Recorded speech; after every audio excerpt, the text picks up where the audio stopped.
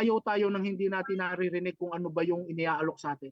Tama. Para tayo mag-decide pag narinig na po natin, okay? Yes, Welcome sir. po. Welcome po sa WOSCOM, no? Coach Kiko. So, ano ba si WOSCOM? So, ano ba meaning niya? Okay? WOSCOM, no? Ibig po niya sabihin yung World of Success. Wow. Okay. Nung mabasa ko yung world, actually nung una, sabi ko world. Sabi ko parang antindi ng dating ah. Oh, kasi ang pumasok na kagad sa akin, international. Yan. Kasi Pwede. world dapat nag-uusapan eh. Which Mm. is, ang nakakatuwa, nangyari. Kanina lang may Wow. bumati, nasa Jeddah. Correct. Oh. So, Galing. talagang makakarating tayo dyan sa iba't ibang bansa. Kasi ang World of Success o yung WOSCOM, hindi lang po ito basta pangalan. Mhm. Inire-represent po nito ay isang commitment. Wow. Commitment po ng may-ari ng company at ng management, no? Mhm. Mag-create ng opportunity para po tayo lahat ay magtagumpay. Alam namin, yan din ang alok ng maraming company, no? Pero tingnan niyo po ito, yung kaibahan nito, no? Kasi naniniwala po ang management, ang may-ari ng company, ang WOSCOM, no? In whole, naniniwala po kami na ang bawat Pilipino, no, deserve natin na magkaroon tayo ng financial tools.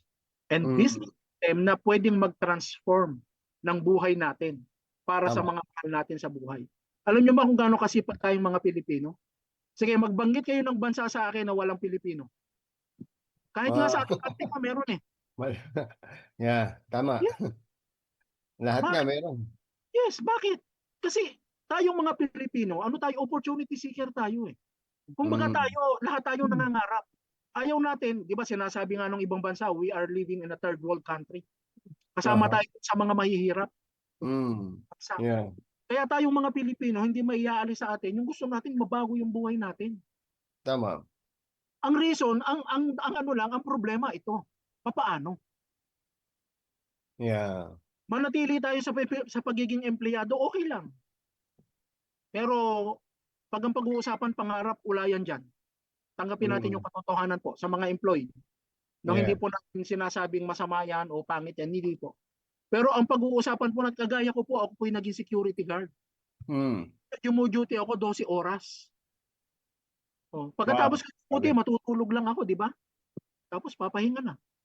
Wala na yung pangarap. Pero tanungin natin yung sarili natin. Ano ba talaga yung gusto natin? Mm. Wow. Baka po makatulong si WOSCOM. Kasi nakita po namin, ang WOSCOM, no, ang kanyang vision, makarating ito sa maraming Pilipinos. Hindi nga lang, pwede nga lang, hindi sa Pilipinos, sa ibang bansa, kahit yung mga foreign eh. Kasi ang goal From natin UAE. dito, di ba, ma-elevate yung standard of living. Kasi alam natin kung gaano kahirap mabuhay ng mahirap. Gusto ng WOSCOM, yung financial freedom, ma-enjoy natin. Kasama yung mga mahal natin sa buhay, yung hindi na natin kailangan mag-abroad, hindi na natin kailangan mag-ibang bayan para lang po kumita ng pera, no? Tama. Nai-envision po ng company natin, no, nung may-ari ng company, actually vision niya to Mhm. eh, no? Na yung financial stability, hindi lang siya isang pribilehiyo, Yeah. kundi ito ay maging attainable. Reality ba? Makuha ng lahat ng maniniwala sa atin. Sa Wow. pamamagitan ng sistema ni WOSCOM, no, at sa kanyang suporta, magbibuild tayo ng communities, no, yung mga tinatawag na empowered individuals para Mm. masiguro yung ating future at Wow. pag-create tayo ng legacy. 'Di ba? Si Coach Ah, Master Choi, 'di ba? PPJ. napakaganda. Tama, Doon pa tama. lang sa vision. Tama, Doon tama. pa lang sa vision makikita natin ano ba yung pwedeng mangyari. Yung Mm. mission ng company natin, tingnan nyo yung mission ng company natin, kung gaano kalaki yung puso ng may-ari. Di ba? Ang mission natin, ito. No? Our company's mission is to empower all Filipinos. Wow. Hindi yung tayo lang yung laging nandito sa baba, yung inuutos-utusan. Mm. Kasi ngayon, pagka ang Pilipina pumunta ng ibang bansa, alam mo, taguri sa kanila, DH. Oo nga. Yan ang itinatawag sa kanila. Napakasakit. Pero kailangan tanggapin. Kasi minsan yun talaga. Kahit na mataas yung pinag-aralan, di ba, pupunta ng ibang bansa, pero ang trabaho, DH. Sinatsaga nila yun. Ganun katsaga ang mga Pilipino. Yan yung gustong mabago ni WOSCOM. Yan yung Mm. gusto, yan yung goal ng may-ari ng company. Ma-empower lahat ng Pilipino, ma-achieve natin yung better life na tinatawag, yung financial stability.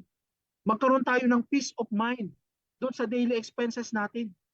Kasi sa totoo lang, ang buhay natin ngayon hindi na katulad nung dati. May mga kasama tayo dito mga senior. Alam nila Oh, yan. Noon, makakakain ka, pipitas ka lang ng mga kulay, di ba? May yeah. ano ka ding hayop. Pero Mm. ngayon, tanggapin natin yung katotohanan. Lahat ng kilos natin kailangan pera. Yeah, totoo yan. Di ba, Totoo. coach? Pag Yeah, walang pera, wala.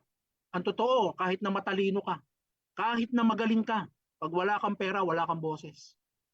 correct. Exactly. Dito sa Pilipinas. Yan, totoo. Pinakikinggan ka lang sa pamilya lang eh. Pagka yung pamilya mo, makikita mo na kung ikaw yung pinakawalang-wala. Tapos sila Mm. meron. Pagka nagkaroon kayo ng reunion, utusan ka eh. Yes. Taga-bili. Taga-bili ng Siyempre, soft ikaw naman, drinks. yes, naranasan ko kasi yan. Kasi ikaw naman, siyempre, wala ka namang maiaambag. Oo nga naman. Ikaw na lang ang gagawa. Kumbaga, Tama. manpower ka. No? Pero ngayon, yan ang gustong maayos ng company ni Sir Ed. Yung Wow. lahat tayo, kumanda yung buhay. Para Amen. lahat tayo nagkakatulungan. Okay? Napakagandang mission. Kaya po ako sumama dito sa Wasco. Yeah. Next. Grabe. Slide. Grabe, Po, sir. ganda po, di ba? Napakaganda, Coach Kiko, di ba?